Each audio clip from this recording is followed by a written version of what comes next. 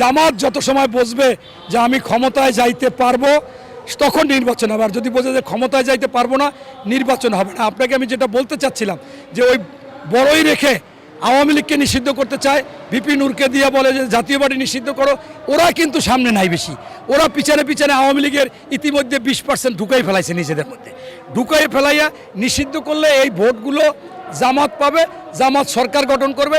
এই জন্য তাদের পিয়ার বাহানা সংস্কার দেখেন, আমাদের সাথে জামাত মিললে 27টা সংস্কার দিয়েছে, যে আর কোনো সংস্কার বাকি নেই, তার সাথে আমরা আরও মিলাইয়া 4টে দিছি।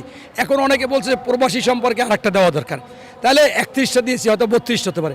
এরপর কয় যে সংস্কার, ওনারাই দিছে যে এই সংস্কার, এরপর ওনারা কিন্তু সরকারকে দিছিল এই সরকার আসার পর, ওনার একটা কমিশন হয়েছে, তারা কিন্তু নিছে। এটা অহেতুক। আবার বলে বিচারে যে হাসিনার বিচার করবে, আওয়ামী লীগের বিচার করবে, শেখ হাসিনার বিচার করবে, সেই বিচারে কিন্তু কোর্টে আন্তর্জাতিক আদালতে সবাই জামাতের, এই বিচার কিন্তু হবে, কিন্তু অন্যরাও জানে।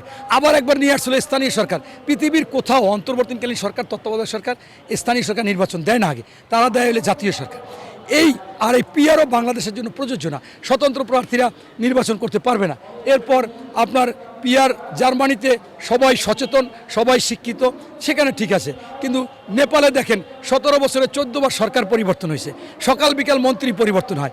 এই ইসরায়েল, সেখানে কোনো এই একটা বলে আর একজনে বলে, এইটা সব কিছু মিলাইয়া এই পিআর পদ্ধতি বাংলাদেশের জন্য প্রযোজ্য না।